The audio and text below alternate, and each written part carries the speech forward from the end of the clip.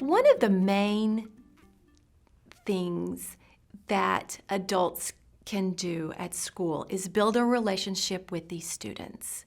Building a relationship with these students helps the adults understand the limitations and frustrations of these children. It also helps the children feel confident and safe and secure in this community, this school community.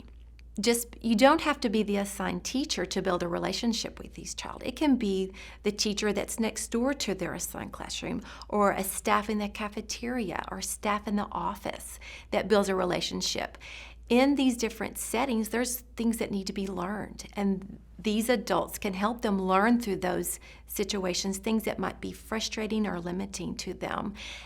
They will also, since they understand the limits or the frustrations, they know how to help include that child. The student feeling that he or she is important to the class, important to the school community, can mitigate so many frustrations and limitations for those children. There are many ways we can foster friendships between the hearing classmates and the hearing impaired classmates. Sometimes the children think that the communication is a barrier, but we can work through that. The children who use interpreters or use sign language, the hearing children think, well, I need to learn sign language before I can talk to those friends. But there are many ways to work through that. Working with possibly a school counselor or through the deaf ed teacher, and getting together during lunch groups or working together in small learning groups and finding things that children have in common, just working through those small steps. And once the children find things they have in common, they can start building those relationships.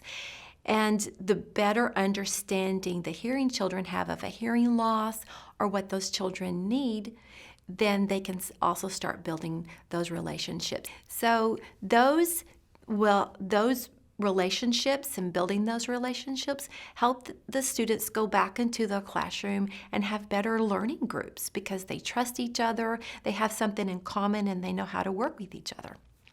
All students, whether they have a hearing loss or not, need to feel that they are safe and secure. Their environment needs to be safe for them. And they all need to build relationships with adults and with peers. All children need to feel that they are an important member of their class and of their school community. Children need to work and play with their peers. They need to learn from each other. They need opportunities to make mistakes, problem solve, take responsibility for their behavior, for their learning, and for their things. There needs to be clear expectations and appropriate guidance through those expectations. And all of this working together will help a child feel very happy and safe and secure.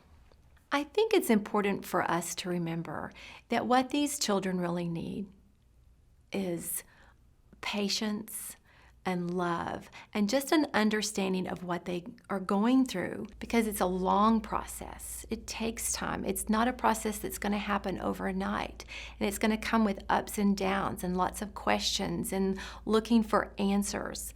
It impacts now, it impacts the classroom, and it will make the learning situation now so much better for that student as they go through their educational career.